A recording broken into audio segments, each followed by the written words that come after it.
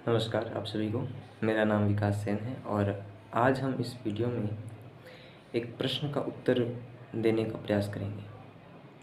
अक्सर ये देखा जाता है कि जब भी कोई व्यक्ति भक्ति करता है या किसी शक्ति में विश्वास रखता है, किसी ईश्वर में विश्वास रखता है, और यदि उसके जीवन में भक्ति के दौरान जब वो उन ईश्वर की आराधना करता है, उस दौरान भी बहुत सारे कष्ट आते हैं, बहुत सारी विपत्तियाँ आती हैं, और वो सोचता है कि यदि मैं भक्ति कर रहा हूँ, अगर मेरी आसक्ति पूर्णतः किसी ईश्वर में है, फिर भी मेरे जीवन में इतने कष्ट क्यों हैं।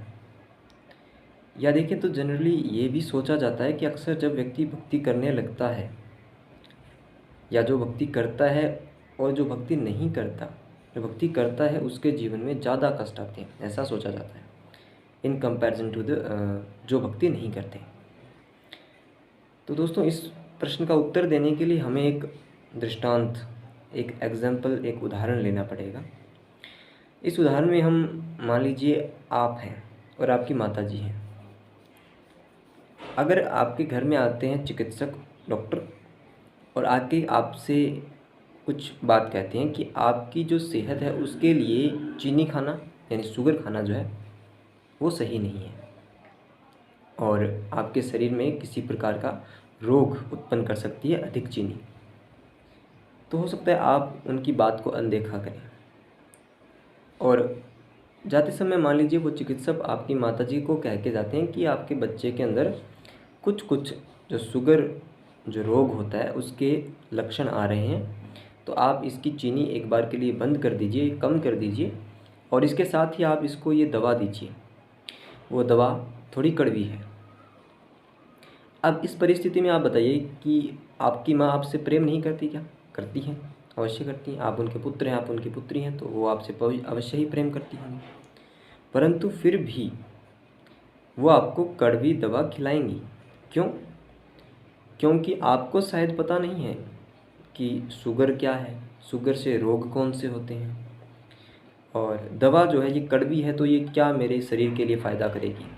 आपको तो यही लगेगा कि मेरी माँ मेरे लिए कड़वी दवा दे रही है जिसका शायद कोई भी फ़ायदा नहीं है और ये सिर्फ मुझे तकलीफ़ ही देगा। परंतु अगर हम डॉक्टर के नज़रिए से देखें या एक पूर्ण बुद्धि से देखें, तब हमें पता चलता है कि ये जो दवा दी गई है, जो कड़वी अवश्य है, पर वो हमारे भले के लिए है।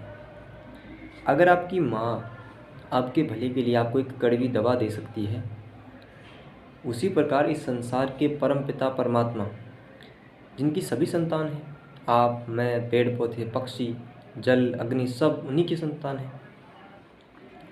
तो इसी पूरे वातावरण में, पूरे पर्यावरण में संतुलन बनाए रखने के लिए, और आप में किसी प्रकार का रोग उत्पन्न ना हो, यहाँ रोग मैं किसी बीमारी से नहीं कह रहा हूँ। मनुष्य जीवन में रोग क्या है? अहंकार, आलस्य, काम, क्रोध, धैर्य न होना, ये सब रोग हैं मानव जीवन के। तो ये रोग कब समाप्त होते हैं? जब व्यक्ति परिश्रम करता है, जब व्यक्ति के सामने विपरीत परिस्थितियाँ आती हैं, जब व्यक्ति विपरीत परिस्थितियों से लड़ता है, जब वो उनसे लड़ता है, तभी वो एक परिश्रमी व्यक्ति बनता है, तभी वो एक कठोर व्यक्तित्व वाला व्यक्ति बनता है जो हर समस्या का सामना कर सके।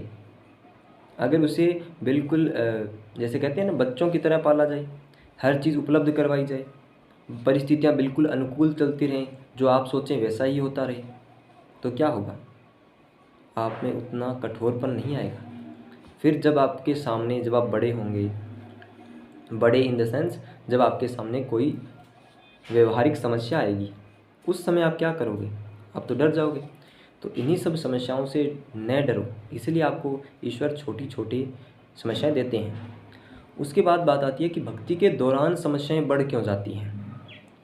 भक्ति के दौरान समस्याएं इसलिए बढ़ जाती हैं क्योंकि इसके लिए हमें समझना होगा कि जब हम बिल्कुल भी पढ़ाई नहीं कर रहे हैं, बिल्कुल पढ़ाई नहीं कर रहे हैं, हमारे सामने किताब पड़ी है, हम पढ़ नहीं रहे हैं, जब तक हम पढ़ नहीं रहे हैं, हमारे लिए किताब के कोई भी प्रश्न मुश्किल नहीं है, कोई भी प्रश्न आसान नहीं है, यहाँ तक कि हमारे लिए उस किताब में स्थित प्रश्न अस्तित्व ही नहीं रखते, वो है ही नहीं। लेकिन जब आपने किताब उठा ली, जब आप किताब को पढ़ना शुरू करोगे, तब हो सकता है कुछ प्रश्न के उत्तर आपको मिलें, यानी कुछ चीज़ें आपके लिए सरल हों। वहीं पर कुछ प्रश्न ऐसे भी होंगे जो आपको मुश्किल लगेंगे। जब आप किताब नहीं पढ़ रहे थे, तब आपके लिए वो प्रश्न अस्तित्व ही नहीं रखते थे, तो उनकी मुश्किल होने या आसान होने से आपको कोई फ़र्क नहीं पड़ रहा था। लेकिन जैसे ही आपने किताब उठाई, पढ़ना शुरू किया, तो उस प्रश्न की कठिनता आपको महसूस होगी। उसी प्रकार जब आप भक्ति नहीं कर रहे थे, जब आप ईश्वर में चिंतन नहीं कर रहे थे, तब आपके जीवन में पड़ी समस्याएं वैसे ही पड़ी थी, वो थी ज़रूर, वो वहीं थी। वो कोई नई समस्या नहीं है कि आपने भक्ति शुरू की उसी समय वो जीवन में समस्याएं आनी शुरू हुई, वो पहले से वहीं थी। परंतु जैसे आपने भक्ति की, तब आपको उन प्रश्नों का सामना करना पड़ा। और जब वो प्रश्नों का सामना करोगे, उसी प्रकार जब आप किताब पढ़ोगे, तो पढ़ते पढ़ते पढ़ते पढ़ते आपको पता चलेगा कि जो प्रश्न आपको शुरू में कठिन लग रहे थे, वो पूरी पुस्तक पूरी करने के बाद वही प्रश्न आपके लिए बहुत आसान हो गए। उसी प्रकार से जब आप भक्ति करते रहोगे निरंतर, तो ये समस्याएं बिल्कुल छोटी लगने लगेंगी। ठीक है। अब यहाँ पर एक बात आती है कि हम भक्ति करें तो क्या हमारे जीवन की सारी समस्याएं मुक्त हो जाएंगी? क्या हमें कष्ट नहीं होगा, शारीरिक कष्ट नहीं होगा, मानसिक कष्ट नहीं होगा? ऐसा कहीं नहीं कहा गया है कि भक्ति करने से हमारे कष्ट मिट जाते हैं। आपके कष्ट, आपके शारीरिक कष्ट, आपके मानसिक कष्ट आपके प्रारब्ध पर निर्भर करते हैं। आपका प्रारब्ध जैसा होगा, उतने कष्ट, उतने पीड़ाएं आपको भोगनी पड़ेंगी। भगवान श्री कृष्ण की बहन थी द्रौपदी जी, परंतु कष्ट तो उन्हें भी भोगना पड़ा था। स्वयं भगवान श्री कृष्ण अपनी माता के 8वीं संतान से, उनसे पहले की 7 संतानों को कंस के द्वारा मार दिया गया था। उन्हें अपना घर मथुरा छोड़कर द्वारिका जाना पड़ा था अपनी सारी प्रजा को लेकर। तो कष्ट क्या उनको नहीं हुआ था? कष्ट सभी को होता है। भगवान श्री राम को 14 वर्षों का वनवास हुआ था, स्वयं परमात्मा होते हुए। तो आप क्या हैं? आप तो एक मानव हैं, सामान्य मानव। तो आपको तो अपना प्रारब्ध जीना पड़ेगा। ठीक है। इसलिए भक्ति के दौरान होने वाली समस्याओं को नकारात्मक दृष्टि से नहीं देखा जाता। जैसे कि एक गाड़ी है, बिल्कुल नॉर्मल गाड़ी है, मान लीजिए शुरुआती दौर, बिल्कुल पुरानी आपने गाड़ी ले रखी है, एल्टो 800 मान लीजिए, और एक है रोल्स रॉयस की बहुत महंगी गाड़ी है। जब आप रैंप क्रॉस कर रहे होते हैं ना, जिस स्पीड ब्रेकर जिसको बोलते हैं, तो झटके लगते हैं गाड़ी में। एल्टो 800 को झटके ज़्यादा लगेंगे और रोल्स रॉयस में बैठे व्यक्ति को झटके कम लगेंगे।